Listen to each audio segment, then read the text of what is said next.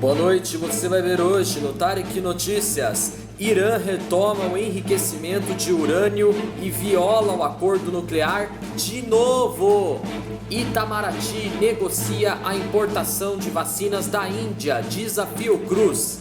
Em carta aberta, 10 ex-secretários de defesa dos Estados Unidos dizem que a eleição presidencial já terminou. Defesa de Wilson Witzel recorre contra a paralisação do impeachment pelo Tribunal Especial Misto. O primeiro-ministro britânico Boris Johnson anuncia novo lockdown na Inglaterra para conter a variante do coronavírus. Apesar de calendário com 23 corridas, o presidente da Federação Internacional de Automobilismo não crê em temporada normal em 2021. Eu sou Tarek Lax e está no ar o Tarek Notícias.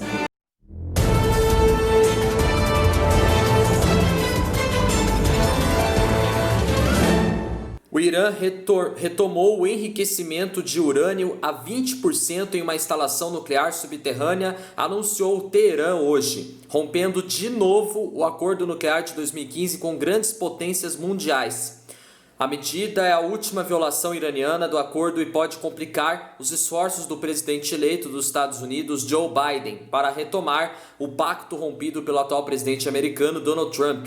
O acordo nuclear com o Irã foi assinado em julho de 2015, após quase 20 meses de negociações entre o governo da República Islâmica e um grupo de potências internacionais liderado pelos Estados Unidos. O chamado grupo P5+1, os 5 membros do Conselho de Segurança da ONU, mais a Alemanha, aceitou encerrar as sanções ligadas ao programa nuclear iraniano em troca de seu desmantelamento. Mas os Estados Unidos deixaram o acordo em 2018 e reimpuseram sanções a Teherã contra o desejo das demais potências que assinaram o pacto. Em resposta, o governo iraniano começou a violar cláusulas do documento em 2019. O principal objetivo do acordo era estender o tempo que o Irã precisaria para produzir material físsil suficiente para uma bomba nuclear.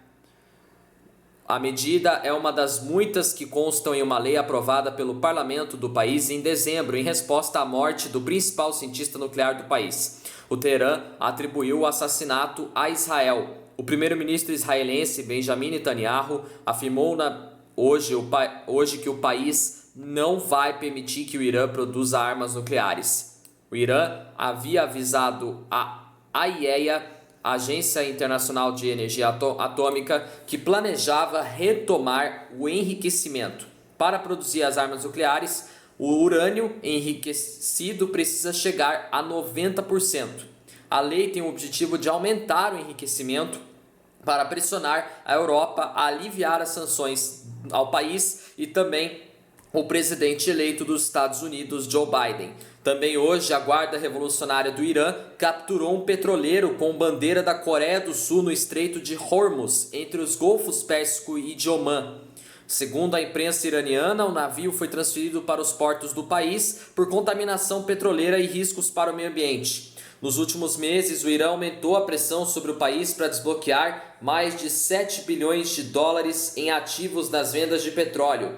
O montante foi obtido antes de o governo Trump ter restringido as sanções às exportações de petróleo do país, mas mesmo assim foi bloqueado pela Coreia do Sul.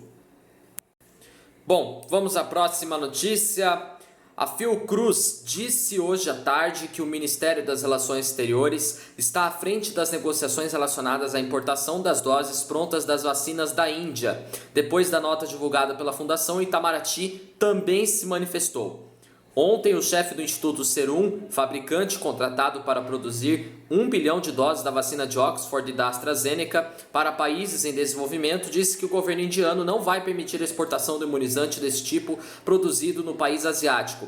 Esse é o mesmo fabricante que a Fundação Oswaldo Cruz, a Fiocruz, anunciou ontem ter fechado o contrato para aquisição de doses da vacina. Ainda não está claro como a decisão pode afetar as entregas.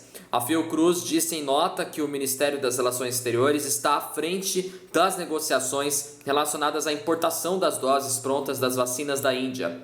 As exportações serão barradas até que a produção mais vulnerável da Índia seja imunizada, disse o presidente do Instituto Serum, Adar Poonawala, em entrevista à agência de notícias Associated Press. Ele disse também que a empresa foi impedida de vender suas doses para organizações privadas. O presidente da fabricante disse em outra entrevista à agência Reuters que as exportações poderão ser feitas apenas depois de garantir 100 milhões de doses para o governo indiano, o que pode atrasar as entregas para outros países em até 2 meses.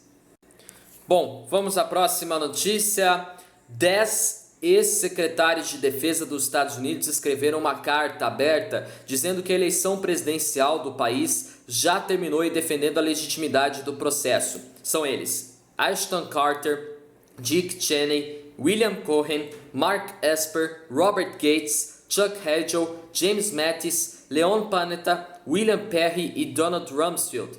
O grupo assina a carta na editoria de opinião do The Washington Post ontem, mesmo dia em que vazou um telefonema de Donald Trump pressionando o secretário de Estado da Geórgia para encontrar 11.780 votos, ameaçando e pedindo ajuda para obter resultado favorável no estado. Eles são todos os ex-secretários de defesa ainda vivos e dizem que conhecem suas obrigações. Além disso, dizem que a interferência militar nas eleições poderia levar a um território perigoso, ilegal e inconstitucional. Desde o resultado das eleições, Donald Trump tem levantado suspeitas sem comprovação e divulgado informações falsas a respeito da contagem dos votos. Ontem chegou a escrever que o número de votos recebido por ele em estados pêndulo é enorme e apenas alguns democratas e republicanos seriam capazes de contestar. Nenhuma das afirmações do presidente americano foi comprovada. Na segunda-feira, dia 28 de dezembro, o presidente eleito dos Estados Unidos, Joe Biden, acusou as autoridades do atual governo de bloquearem as informações essenciais sobre a segurança nacional na última segunda-feira. Joe Biden se reuniu em Wilmington, em Delaware, sem conselheiros e integrantes da equipe de transição. Segundo o democrata que toma posse no dia 20 de janeiro, representantes do novo governo dos Estados Unidos não receberam todos os dados e relatórios necessários.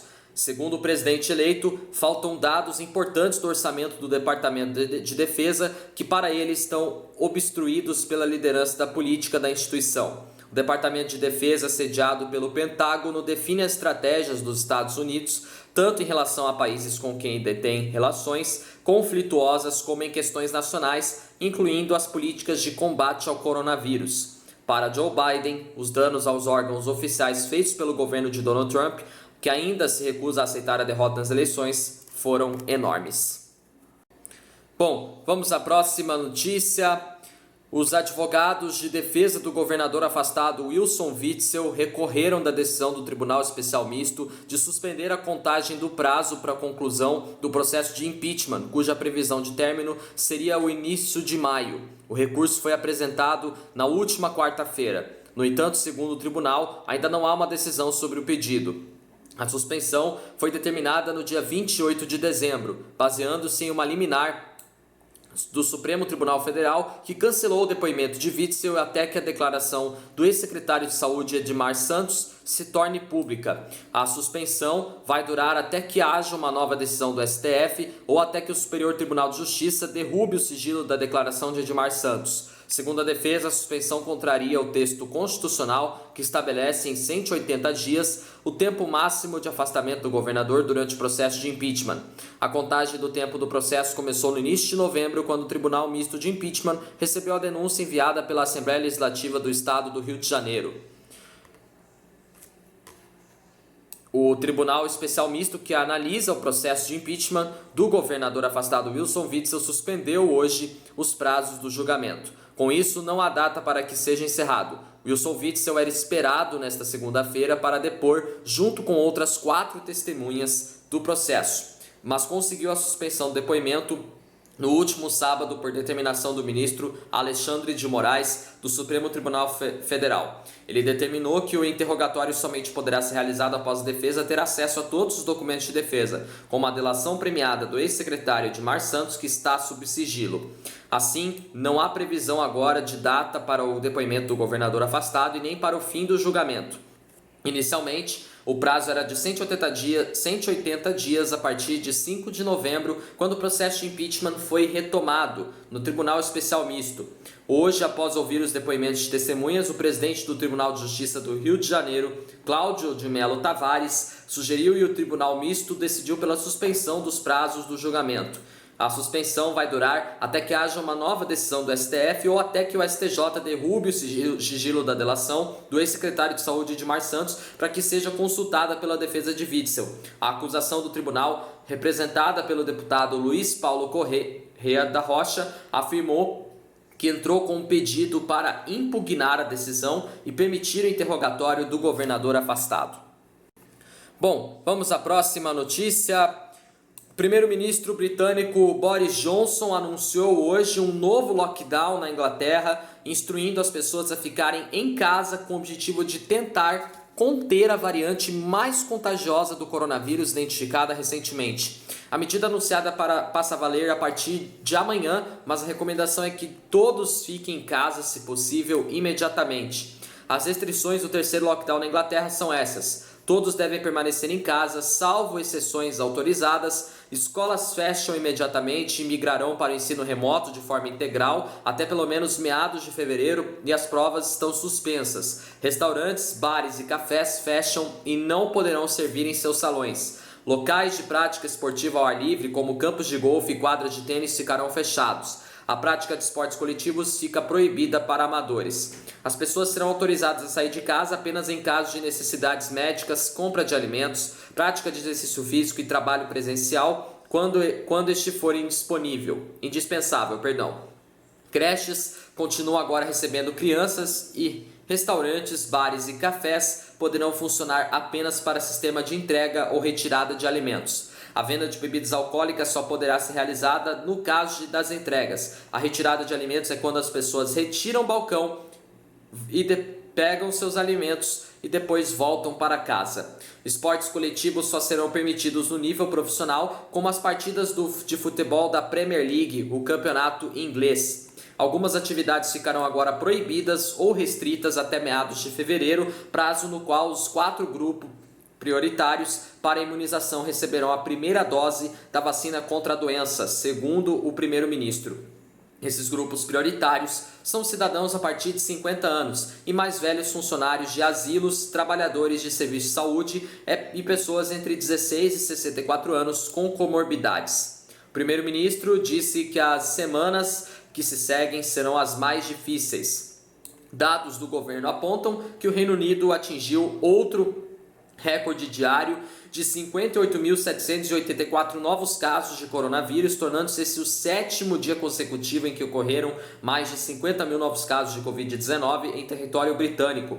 A premier escocesa Nicola Sturgeon anunciou hoje que a Escócia também vai entrar em lockdown e que agora é lei que todos os residentes que vivem no território escocês devem ficar em casa. A Irlanda do Norte fechou escolas e o país de Gales discute agora que medidas de restrição irá tomar para conter a disseminação da Covid-19. Enquanto isso, as primeiras doses da vacina da Universidade de Oxford e da AstraZeneca foram administradas no Reino Unido.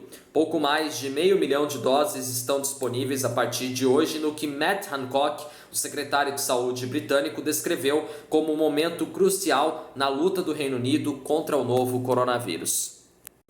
Bom, vamos à próxima notícia.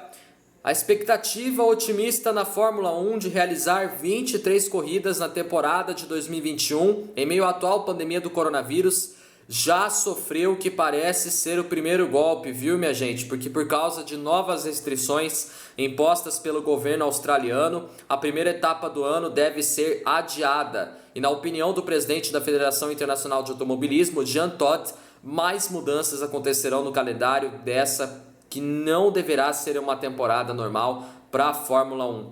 O dirigente francês também exaltou o trabalho da Fórmula 1 em ter conseguido promover a temporada 2020 com 17 corridas, apesar de todos os desafios logísticos impostos pelo cenário de pandemia e de ter criado um ambiente com poucos casos de infecção por Covid-19. Bom, como a gente disse, né, o GP da Austrália, prova que abre o calendário de 2021, marcada para 21 de março, pode ser adiado em função de restrições impostas antes da virada do ano para conter uma nova onda de Covid-19, de acordo com o site RaceFans. Seguindo os novos procedimentos impostos pelo governo, todos os profissionais da Fórmula 1 e das equipes teriam de respeitar uma quarentena de 14 dias ao chegar no país, ou seja, de 2 semanas, além de terem de criar uma biosfera como aconteceu em Abu Dhabi, o que impõe grandes desafios financeiros e logísticos. Bom, nosso jornal Tarek Notícias termina por aqui. Se você quiser rever nossos vídeos desde a nossa primeira edição do nosso jornal, tá no nosso canal, corre lá. Não esqueçam de deixar aquele joinha maroto, se inscrevam no meu canal e me acompanhem também no Instagram e no Facebook. Tenham todos uma boa noite, uma ótima segunda-feira para vocês, bom começo de semana e até amanhã em mais uma edição do Tarek Notícias. Valeu, tchau!